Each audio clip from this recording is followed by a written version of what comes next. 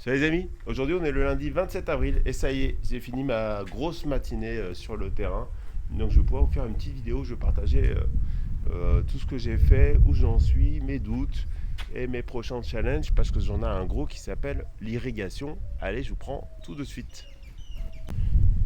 Allez, on commence ici, c'est la zone où j'ai planté déjà des cocotiers, ça fait un an. Donc ils sont tous en pleine forme quasiment. Il y a celui-là qui est pas très... qui a encore un... qui évolue pas trop. Et puis bah celui-là que j'ai perdu. Mais c'est pas grave, ça peut arriver sur toute la quantité que j'ai plantée, c'est pas très grave. Mais tous les autres vont bien. Évidemment, celui-là, c'est celui qui a l'air le plus en forme. Mais celui-là, il est pas mal aussi. Et donc entre ces cocotiers, j'ai décidé de planter des papayas. Enfin de la papaye pardon en français. Donc là vous voyez ça c'est plusieurs petits arbres qui sont sortis. Donc il y en a trois. Donc j'ai décidé de faire des semis sur le sol. Il n'y a que ceux-là qui sont sortis. J'en ai mis là, là, là et là-bas. Les autres n'ont pas pris. Donc je vais faire pour ceux-là des semis à part. Et je vais directement venir les semer. Enfin les planter en pleine terre. Et en attendant, j'ai ramené un bananier dans la zone. L'idée c'est de faire du multi-étagé. Le papayer, c'est un arbre qui va monter à plusieurs mètres de hauteur. On voit par exemple là j'ai un exemplaire qui est sauvage, donc qui fait des petites papayes, on les voit à peine ici, je pense que je vais zoomer. Hop, les voilà. Donc je les laisse pour les oiseaux, les animaux. Mais ça c'est pas super comestible. C'est de la papaya, ce qu'ils appellent sylvestre. Et ça c'est une variété qui fait des papayes comestibles, enfin du commerce en tout cas. Et donc je vais en planter plusieurs, j'ai tenté plusieurs semis à la maison. Et quand ils seront en âge d'être plantés, je les transplanterai. Et aussi j'ai décidé de rajouter aussi des bananes dans cette zone. Parce que le bananier, alors cette variété c'est une variété naine qui s'appelle naine française. Oui, donc j'ai acheté ça ce week-end à un centre d'études scientifiques local qui fait de la recherche du coup sur l'agronomie. Donc je sais pas pourquoi elle s'appelle comme ça, mais ça fait des petites bananes. Donc c'est assez sympa, j'avais pas cette variété là. C'est des variétés qui sont adaptées à notre climat ici. Donc c'est toujours intéressant parce que c'est des bananiers qui tombent pas malades, qui ont besoin de moins d'entretien, qui s'accommodent un peu plus de ce rythme saison sèche, saison chaude.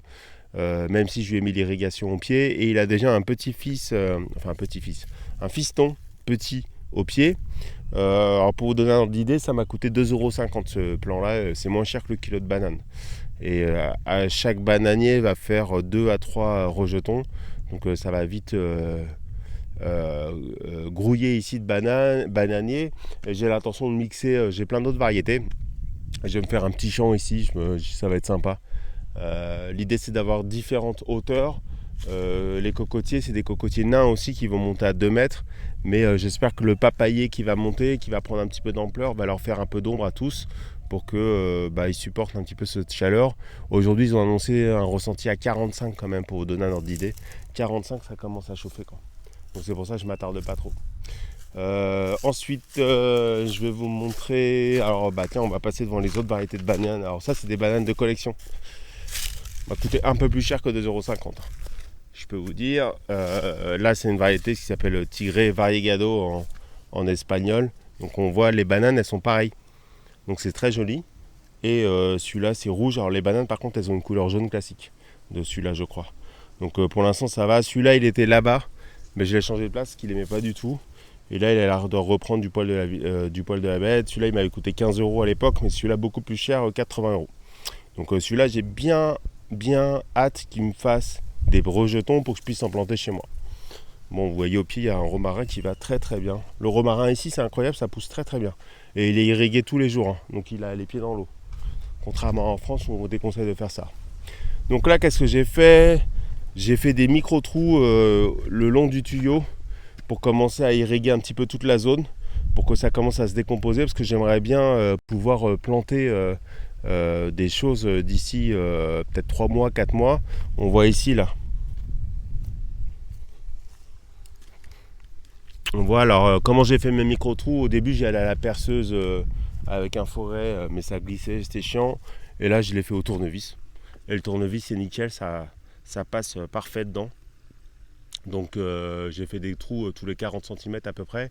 Et j'essaye de mouiller uniformément toute la zone de façon à ce que tout se décompose bien, surtout dans cette période très très chaude. On sent la chaleur parce que le bassin, c'est fini la clarté. Hein. Là, même la pompe, alors la pompe, je ne la fais pas tourner toute la journée parce qu'elle est très puissante, elle consomme énormément. Donc c'est plutôt 5-6 heures, je pense que j'ai augmenté peut-être à 8 heures par jour. Mais là, on voit que c'est bien opaque. Alors qu'il y a 2 semaines, c'était très clair, mais en fait, plus il y a du soleil, plus les algues se développent, plus il y a besoin d'oxygène pour contrer ça.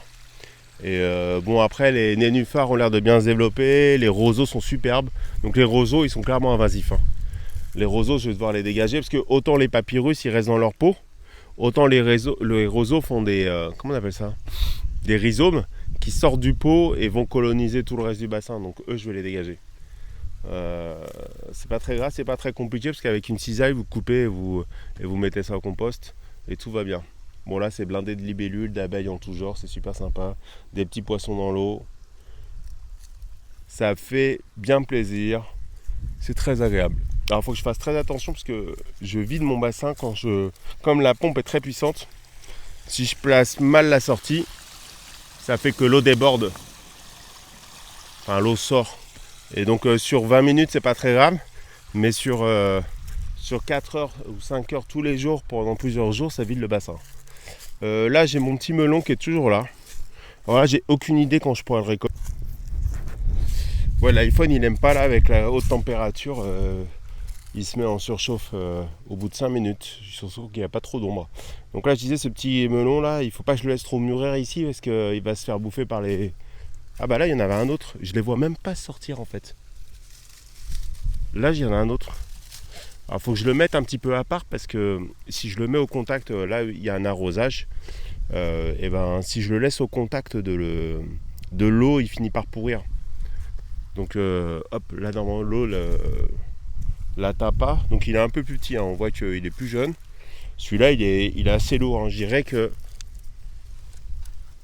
qu'il pèse 1 kg. Hein. Pas loin d'1 kg. Hein. Il est déjà bien rempli, mais j'ai aucune idée de savoir comment il sera mûr. Donc ça va être la petite surprise. Et il me semble, alors je sais pas pourquoi je les vois pas sortir ces melons, j'en ai aucune idée, mais il me semble avoir vu ici une fleur qui, ouais, celle-là par exemple. Ça, je pense que ça va donner un melon, mais j'en suis pas sûr. J'imagine qu'il y a des fleurs mâles et femelles sur cette variété-là. Il faut que ce soit une femelle pour que ça donne. Mais ouais, ça c'est un origan invasif. Hein.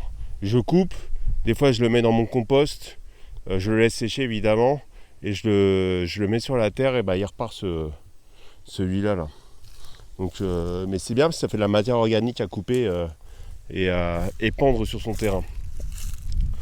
Oui, alors je suis en train de vous préparer une vidéo sur l'irrigation 2.0, pour vous expliquer un petit peu tous les challenges qu'il y a, parce que bon, une des dernières fois je vous en avais parlé, j'ai des gros tuyaux qui passent là dans une tranchée, et après j'ai des tuyaux souples qui sont perpendiculaires, et après des dérivations. Ça fait énormément de connecteurs, ça fait énormément de mètres linéaires de tuyaux, et ça fait énormément de... C'est très compliqué à maintenir dans le temps. Donc cette installation, moi, elle a à peu près 3 ans. Et là, elle commence à fatiguer, donc je voulais la remplacer par des asperceurs de ce type-là. Mais il faut que je vois si j'ai assez de pression pour tous les faire fonctionner. Il faut que j'achète des tuyaux pour cela, parce que les tuyaux actuels, ils ont déjà des algues dedans qui limitent la pression. Ça, c'est moins cool. Mon grenadier va toujours bien. Donc là, c'est clairement pas la période de la récolte, hein, il y a encore le temps. Là, j'ai un bananier qui va pas mal. Donc voilà, ça c'est une autre variété de bananes que j'ai. Donc ça fait des petites bananes, celles-là elles sont très très bonnes. Donc ça fait partie des bananes que j'aimerais mettre avec les cocotiers au fond et les papayes. Ça c'est mon litchi qui va très bien, mais je m'en approche plus trop depuis qu'il y a ce petit nid de guêpe très agressif. J'enlève quelques lianes de temps en temps quand j'en vois, mais par exemple celle-là, si je veux les choper, je vais me faire piquer attaquer directement par les guêpes. Donc ça c'est pas super agréable. Je vous mets en pause parce que là ça chauffe. Je vous reprends au niveau du pitaya, du pitanga pardon. Donc regardez là, j'ai toujours des fruits partout. Donc les jaunes ils sont pas encore mûrs. J'en ai goûté un qui était orange. C'est très acide. Il faut attendre vraiment que ce soit rouge. Et là j'en avais pas de rouge, j'en ai que des jaunes. Et voilà, là, des jaunes, voire des oranges dans certains cas. Mais en tout cas, elles sont pas prêtes et j'ai des beaux fruits partout là. Donc ça, je suis très content, c'est un super fruit. Donc j'ai récupéré une des graines et j'essaie de la faire germer pour voir si je peux pas multiplier la plantation de celui-là. Ça, c'est un des mûres, je crois. Donc là, il commence à aller bien. Donc j'imagine que le prochain hiver, je vais avoir des fruits. Enfin, j'espère. Un autre papayer sauvage. Hein, vous voyez la taille des fruits, là on voit plus par rapport à ma main. Pour ceux qui connaissent la papaye, on voit bien que c'est des petits fruits. Donc vous voyez, là c'est mangé à l'intérieur, donc c'est je pense des oiseaux, ou je sais pas ce que c'est. Enfin, j'imagine qu'il y a que des oiseaux qui peuvent grimper jusque là-haut, qui se désaltèrent. Donc je préfère qu'ils se désaltèrent dans ces fruits-là plutôt que dans les miens que je cultive. Quoi d'intéressant? Ouais, là j'ai un goyavier qui est pas mal. Donc j'ai pas mal de fruits. Voilà, je vous disais avant la coupure que là j'en ai un qui est presque prêt de fruits. Mais regardez, en attendant, je regarde un petit peu au pied. Et regardez ce que je trouve. Voilà, un fruit qui a été mangé et qui est tombé. Si je les récolte pas dans les temps, là, ici, là, ça devient un supermarché pour les bestioles. Donc elles se servent. Donc là, elle n'est pas très aromatique. Donc je reviens jeudi. Et j'espère qu'elle sera toujours en place. Et jeudi, je la récolterai. J'ai d'autres petits goyaves. Alors, il est encore jeune cet arbre, donc il ne fait pas beaucoup de fruits. J'ai un goyavier à la maison et lui, il fait, même s'il est plus petit que celui-là, comme il est plus âgé, il est très productif. Regardez, hop. Donc ça, c'est cool. Et qu'est-ce que je voulais vous montrer aussi? Donc j'étais là. Donc là, j'ai récolté tous mes combavas. Là, j'ai fait ma bouture aérienne sur le figuier, mais je sais pas... on a la vague de chaleur qui commence, donc je ne sais pas si c'est une bonne idée, parce que j'imagine que la terre à l'intérieur est sèche, parce que c'est en plein soleil. C'est pas grave, de toute façon, je recommencerai plus tard si ça n'a pas marché. J'essaierai plutôt pendant la saison des pluies, quand il fera plus frais.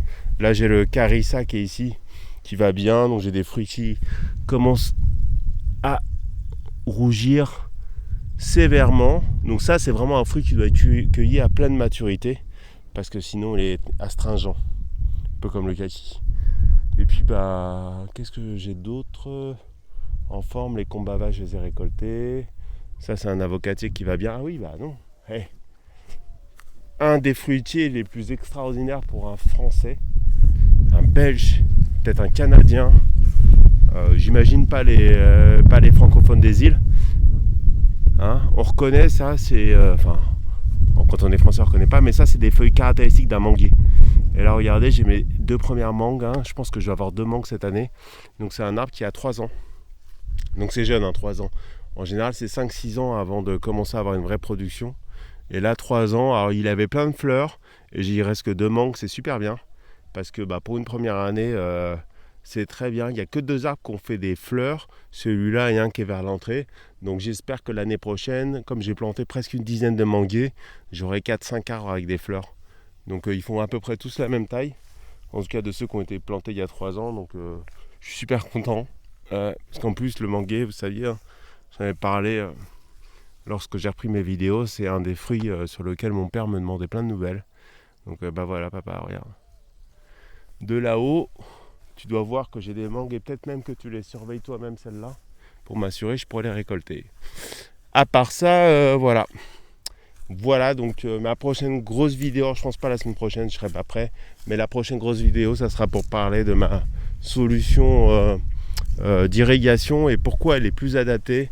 Je disais avant d'être coupé par cette énième coupure de surchauffe que je vous expliquerai un petit peu les avantages et les inconvénients de chaque mode d'irrigation, parce que le tout, c'est pas d'avoir de l'eau, c'est aussi de savoir la distribuer là où vous en avez besoin. Ça, c'est un gros enjeu quand vous avez un terrain d'une taille moyenne, quoi. Surtout si vous voulez faire de façon automatisée et avec un minimum d'intervention humaine pour que ça puisse travailler sans que vous soyez là. Allez, je vous dis à très très bientôt et j'espère que cette petite vidéo vous a fait voyager avec moi. Ciao ciao les amis.